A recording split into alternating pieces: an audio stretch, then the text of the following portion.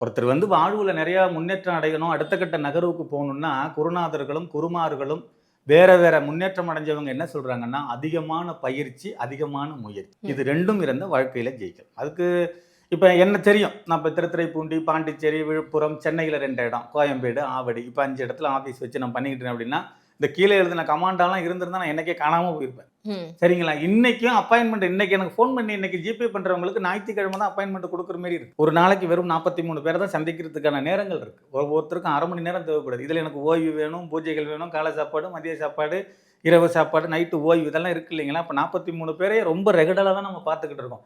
இந்த இதுல தான் ஆன்மாவ கட்டுப்படுத்துற பயிற்சியும் அதுக்கு தான் இவ்வளவு நாள் தேவைப்பட்டிருக்கு. ஓகே. சரிங்களா? அதுக்கு நான் முதல்ல உங்கள்ட்ட விளக்கமா ஒண்ணு சொல்லிட்டேன். நான் பேசுறேன், என்கிட்ட ஏதோ ஒண்ணு இருக்கு. நான் ம். இறந்து போயிட்டா ஏதோ ஒண்ணு வெளியில போயிட்டு என்னால பேச முடியல. அப்ப அந்த வெளியில போனது ஏதோ ஒண்ணு. இத நம்பி தான் ஆகணும். அந்த ஆன்மாவ நம்பி தான் ஆகணும். சரிங்களா? அந்த ஆன்மா உங்களுக்குள்ளயும் இருக்கு, எனக்குள்ளயும் இருக்கு. அந்த ஆன்மாவ நான் கட்டுப்படுத்துறேன். அப்ப என்ன? நீங்க வந்து ஜீவ ஜமாதி நிலை. அதுக்கு வந்து ஆத்ம தியான நிலைன்னு சொல்லுவாங்க. உயிர் இருக்கும். ஆனா உங்களால எதுவுமே பண்ண முடியாது. கைய அசைக்க முடியாது, கால அசைக்க முடியாது, எதுவுமே செய்ய முடியாது. அதுக்கு பேரு வந்து ஆத்ம தியான நிலைன்னு பேரு. அந்த தியான நிலையை என்கிட்ட இருக்கிற காந்த சக்திய பயன்படுத்தி இவ்வளவு டிஸ்டன்ஸ்ல ம். உங்களுக்குள்ளேயும் காந்த சக்தி இருக்கு, எனக்குள்ளேயும் காந்த சக்தி இருக்கு. அந்த காந்த சக்திய வெளியில கொண்டு வரதுக்கான பயிற்சி நான் எடுத்திருக்கேன். நீங்க அந்த பயிற்சி இன்னும் எடுக்கல. ஓகே. இவ்வளவுதான் விஷயம். உங்க ஆன்மாவ என்னுடைய 3வது கண் நெற்றிக்கண்ணுன்னு ஒண்ணு இருக்கு. அந்த காந்த சக்திய வச்சு கட்டுப்படுத்துறோம். இத மக்களுக்கு காட்டுறோம்.